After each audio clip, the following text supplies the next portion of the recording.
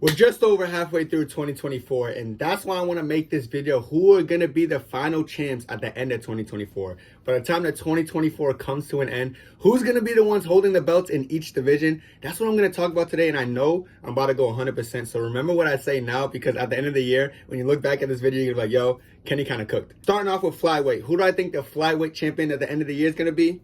No other than Alexandre Pantoja. I still think he's going to hold the belt. He did point at something saying he's going to be surprised in his next opponent. So I think they're bringing in Kaya Skura from that Japanese fighter.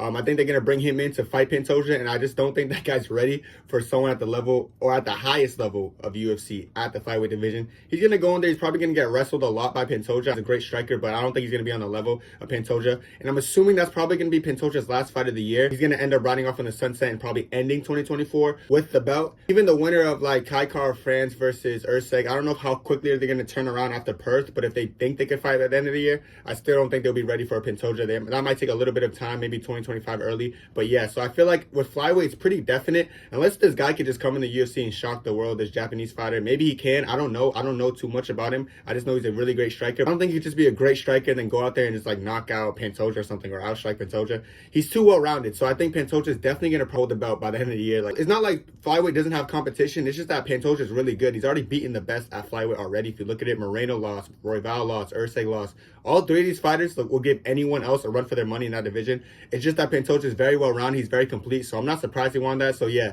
not only is Pantoja close to unbeatable, but just no one else in that division is really going to give him a hard run for his money as of right now. So end of 2024, Pantoja. Now we're in the Bantamweight division. As we probably know, it's probably going to be Merab versus Sugar in the Sphere. And I honestly think Merab's going to reign supreme. So I think Merab's going to end up ending 2024 with the belt. I don't think he's going to fight after the Sphere. He very well could, but I just don't think he's going to turn around that quick. He might just take a little bit of time off, enjoy being champion. So yeah, I think Merab's going to go in there against Sugar Sean O'Malley. He's going to show the level of wrestling. And I know people are going to be like, but Sugar's distance management. He can manage his distance as long as he wants. He managed his distance so well in the first round against Aljo, but he also lost that because the clinch work Aljo did, the body kicks and the forward pressure wanted the round. So yeah, if he's going to be tentative against someone like Merab, just waiting for that one-shot counter punch that he could hopefully land with him. If he doesn't land that punch, he's going to get destroyed for 25 minutes straight. People say he has one-punch knockout power. He one-punched Eddie Weiland and people from like one guy from like the Dana White's Contender Series. He hasn't been doing it to the highest level of fighters. He hit Aljo with a good shot, but then followed up on the ground. And Merab has better recovery than someone like Aljo. I've seen Aljo out cold before. I haven't seen Merab out cold. Like, Merab has been put into these crazy positions. Like, mentally, he just knows how to fight back and snap out of it. Sugar very well could hit a one-hitter quitter, but I think that's the only path to victory for him. If that fight goes to decision, there's no way he's going to be able to beat Merab. He could stuff every single takedown from Merab like Jose Aldo. It doesn't matter because he still destroyed Jose Aldo in that fight just because of his wrestling, the clinch work, and all that. So you can stuff as much takedowns as you want from Merab. The point of Merab is he's going to make you use your endurance. You're going to be fatigued by the end of the fight because you're going to constantly be defending and defending and defending. You're going to be so focused on defending, you're not going to get any offense off, which is why I think Merab's going to go in there. He's probably going to out-wrestle him, probably outwork him. It's going to probably be an easy win for Merab. So end of 2024, Bantamweight champion, Merab, put your money on it. Now we got the featherweight division. The current champion is Ilia Topuria. Ilia Topuria is probably going to fight Max Holloway for the BMF and the featherweight champion sometime later this year. I feel like it comes down to who's going to be the winner of that to determine who's going to walk away 2024 with that championship. And I think it's going to be Ilia Topuria. I feel like Ilia Topuria has just great power in his hands. His boxing skill is very underrated. Like, he's only ever got dropped by a head kick in his career because he didn't see it coming, and it was on short notice at 155. Like, as far as 145 goes on a full camp, it's very hard to beat Ilia. He's very smart in his striking style. He knows how to, like, take his time and find his shots. He kind of reminds me of a Gervonta Davis, if you guys watch boxing. Like, he might lose the first round to just find out your habits, but in the second round, he's going to catch you with it. Hence what he did to Volkanovski when he figured out he was just going backwards in a linear line. He hawked him down, took him out, and then knocked him out. So Ilia's hard to beat. Max Holloway is also going to be a tough fight for him, but my thing is Max Holloway gets hit a lot. Like, Max Holloway is known for, yeah, he dishes out the most significant strikes, but he also eats the most significant strikes. So I look at someone like Ilia and Max, I'm like, bro, Max, I know you have a great chin. I know you've never been dropped, even though you've been dropped against Justin and Dustin, but technically he's never been dropped, but you don't want to get hit a lot by someone like Ilia. Like, you get hit by someone like Dustin. Think about Dustin Poirier though, like, his finishes really come from punches and bunches when he starts going with that barrage and stuff. Same, Gaethje doesn't really have that one hitter quitter like that. Yeah, he did head kick someone and knock him out like Dustin Poirier, but other than that, his hands aren't that heavy. I feel like Ilia is going to be the hardest puncher, pound for pound, that Max Holloway will ever face, and I feel like getting hit in the face a lot by people like Calvin Kattar or maybe Dustin, you might be able to eat it, but I feel like Ilia's power is going to be a little bit different and more precise, and I feel like that might shatter Max Holloway's jaw. I hope Max Holloway doesn't get knocked out because I like him, but you never know, dude. Like, I don't think he should be taking clean shots from Ilya. And if he's okay with just, let me take a shot to give 1,000 back, because he likes doing that. He wants to take a shot and he'll out-volume you. But the thing is, I don't think you want too much shots from Ilya landing on you. So either I got Ilya by knockout, unfortunately, or TKO of some sort, or I could actually see Ilya winning over the course of 5 rounds, kind of similar to what Volkanovski did to Max in the third fight, where Volkanovski just kind of had his number in the striking department. I can see that with Ilya. In addition to that, Ilya knows how to wrestle. I feel like people don't talk about Ilya's wrestling or grappling too much. Like, he could grapple pretty good. So not only is he a good boxer, but that boy could grapple. So Max Holloway has his hands full, bro. I feel like Max Holloway's going to have to be able to stuff takedowns as well as keep up with Ilya in the boxing department. I feel like it's just a lot for Max Holloway to have to overcome. I like Max Holloway more than Ilya, so I'd kind of be happy if he wins. But, like, as far as logic goes, like, logic's definitely supporting Ilya Taporia. So end of 2024, Ilya's still going to have that belt. And after that, maybe he's going to go up in weight. Who knows? Next up is the lightweight division. Obviously, the current champ is Islam Makhachev. And obviously, he's going to end with Islam Makhachev. He's probably going to have one more fight at the lightweight division this year. Arman Tsarukyan might be it. It might be out. I've seen Michael Chandler talk about, like, oh, he turned down Islam or something. And Michael Chandler might be in the talks for it. Islam likes new competition. Islam hates rematches. You can see by his Twitter interactions. Dustin Poirier tried to call him out one more time. He said no thanks. He just curved that boy. That was kind of a bad look for Dustin. But yeah, Islam's not really interested in rematches. He's made so many interviews and we said that. So he would actually invite a Michael Chandler fight. He would. He would be happy to that. But like the thing about the Michael Chandler fight, people aren't even understanding that. That's kind of like a hard stylistic matchup for someone like Islam, believe it or not, because Michael Chandler, he's a big body. He's tough to wrestle with. He has heavy hands too. But ultimately, I feel like we all know that he's just too old. He's not going to be on Islam's level. Islam's going to go in there, probably maul him in every department of fighting. But not only that, but like if Arman ends up fighting him, which I kind of want Arman to, just so Arman can get embarrassed. And then after he beats Arman, who's the #1 contender, who low-key deserves it. I can't lie. He deserves a shot more than anyone. After he beats Arman in lightweight, there's no one else left. That's when he can finally go up in 2025 and become double champion. But for right now, you look at lightweight, you look at 2024, there's nobody who's going to give him a hard run for his money at all. He'll beat anyone. He'll beat all these top contenders twice in one day. Like, they're just not on Islam's level. That's really what it comes down to. They're not on his level. So end of 2024, Islam Makhachev champion. That's the easiest prediction to ever make. Now for the welterweight division. The current champion right now is Leon Edwards. He's going to fight Bilal Muhammad. And after that, I don't see another fight for the title.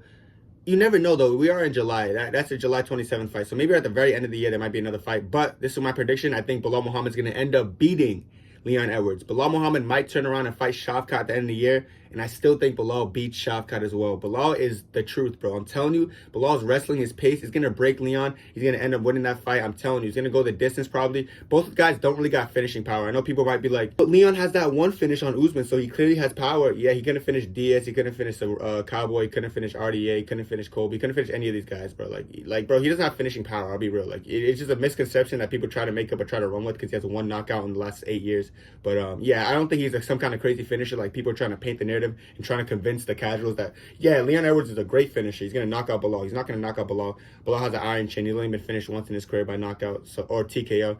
But yeah, I don't know. So yeah, I see that fight and I just see Bilal Muhammad going in there and putting the pace and imposing the pressure and this, making Leon work in the clinch, making him defend the takedowns. And I feel like Leon's going to start very well like he always does, but as the fight goes longer, that's when it's going to favor Bilal, and then Bilal's going to pull away with the decision. Might be a close fight. Might be controversial in the sense that people might look at it and be like, oh, but I think Leon landed this strike harder. But the moral of the story is the control time's going to win the fight, and I think Bilal's going to have more control time. So I can't wait to see that fight and can't wait to see Bilal win. And if Bilal turns around and fights Shavkat's a good wrestler. He's a good striker, but I feel like his pace, we haven't seen him in a 5-round fight. He's so used to chasing the finishes, so the first 3 rounds he goes all out. He leaves himself compromised to getting hit and stuff. Bilal actually has slept on striking. I think obviously Shavkat's going to have the striking advantage, but I can see Bilal going in there and landing some good strikes to open up some wrestling exchanges. And I feel like the better wrestling is definitely going to favor Bilal.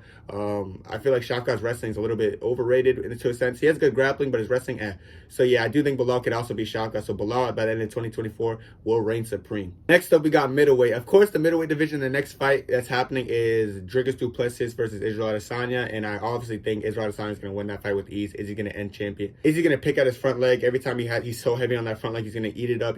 Then DDP's going to get frustrated, do that sloppy blitz where he does that sloppy 1-2 that's over, that lands on nobody except maybe Sean Strickland, who has no counter punching. Then is he going to come in counter punch him, either knock him out in the 3rd or 4th, or he's going to do a 50-45 like the way he did to Victoria, just embarrass him. Yeah, Dricus might get him down like he got down Sean Strickland. He's going to probably hold him there for about 5 seconds. Is he going to get back up? He's going to do nothing with the takedowns. It's going to be kind of an embarrassing fight, probably very one-sided.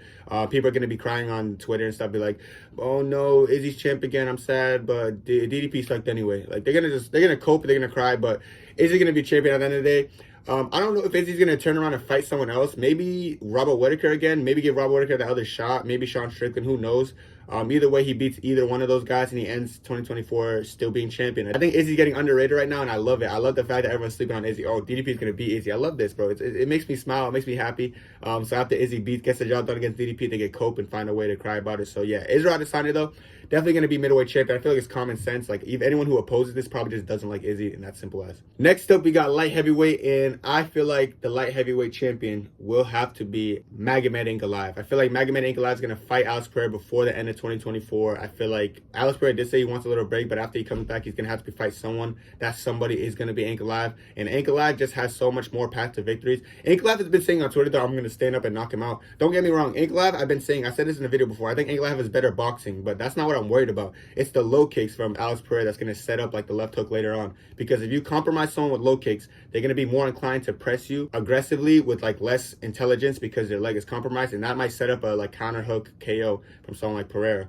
But like I said, if Magomed's smart and Magomed wants to win the fight and Magomed's acting like he's in a championship fight, he will go and do anything possible to win, like he did against Jan Blachowicz when he had his leg compromised, he wrestled.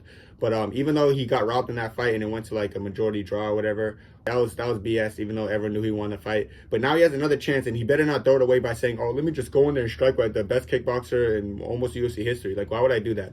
Go in there, be a mixed martial artist, go have an MMA fight in an MMA octagon, and go win the belt. He should win the belt other than that, and yeah, I think he ends 2024 champion. There's no one else who can beat him in that division. Alex Pereira will probably give him the hardest fight, or be the hardest stylistic matchup. But even then, I don't see Alex Pereira having much of a chance other than puncher's chance. And yeah, so I got Magomed ending 2024 as champion for sure. And last but not least, we got the heavyweight division. I got Tom Aspinall ending as champion 2024. And I don't care, like John Jones, bro, I think he's going to vacate. This is what I think is going to happen, honestly. John Jones says, I'm going to fight Stipe. 2024 is going to come. He still hasn't had a single fight. And then Aspinall at this point is going to probably beat Blades and defend it one more time against some other guy in that weight class. I don't know, maybe Almeida or Don or someone else, whoever wins the fight. And then at that point, he has 2 title defenses, an interim belt. He's calling out John Jones. John Jones is like, yeah, I don't want to fight him. I still want to fight Stipe. I'm going to wait 5 more years for Stipe. UFC's going to say, okay. They're going to strip his belt. Or he's going to vacate. And then they're going to award Tom Aspinall for undisputed belt because he's going to be too scared to fight Aspinall. He's going to be like, nah, I don't want to fight Aspinall. I'm just going to wait for Stipe no matter how long it takes. I don't care if it's 10 years. I'm going to do the Chandler and Conor saga, and I'm going to just sit there and wait and beg for a fight with an old man because I'm scared to fight a legitimate competition. And then, yeah, Tom Aspinall, hoorah. He's a heavyweight champion. You guys probably think I'm joking. I'm being so serious. I'm not even joking. Yeah, so Tom Aspinall and the 2024 easy champion. All right, guys, this is gonna be it for me. Make sure to like, comment, subscribe, and who do you guys think is gonna be champion at the end of 2024? I feel like all my picks are reasonable. I know some people are gonna have some hot takes to say or gonna be opposed to some of the things I said in this video. Just let me know what you think down below. Growing so fast. God bless y'all. Love y'all. That's it for me. 2, 3.